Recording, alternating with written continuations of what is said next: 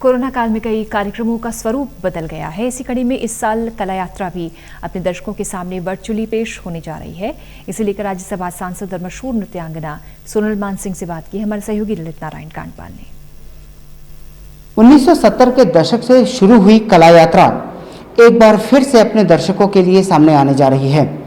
Corona काल में वैसे तो कई कार्यक्रमों पर स्थगित हो गए, कई कार्यक्रमों का सामने आने का तरीका बदल गया, लेकिन कला यात्रा नहीं रुक रही है और अपने दर्शकों के लिए कई सारी नई चीज़ों को लेकर सामने आ रही है।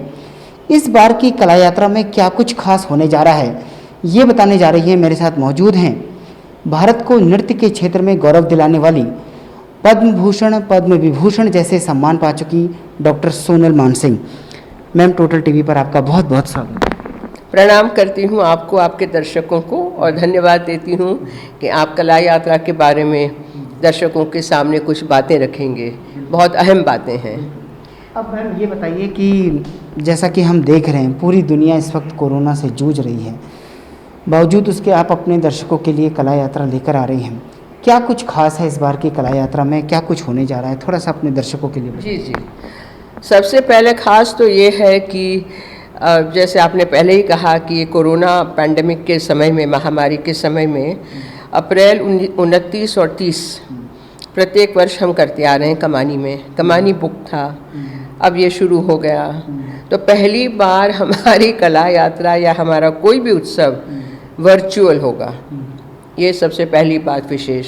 तो बहुत सोचना पड़ा कि एक आमने सामने जो होता है उससे हटके आप वर्चुअल ऑनलाइन पे कैसे दिखाएंगे कि दर्शकों का ध्यान बना रहे, इंटरेस्ट बना रहे। और विशेष बात फिर दूसरी ये है कि अभी राम मंदिर का भूमि पूजन हुआ।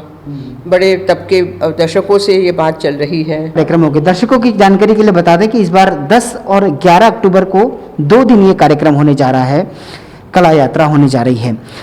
रामायण और महाभारत आपने जिक्र किया, इन 2 महाकाव्यों के बारे में क्या क्या हम देखने को मिलेगा वर्चुअली, थोड़ा सा बताइए कि रामायण में आप क्या दिखाने जा रही हैं और महाभारत में आप क्या दिखाने। जी विशेष यानी जो मुख्य हैं वो बता देती हूँ, उसके अलावा भी बहुत सारी चीज़ें हैं।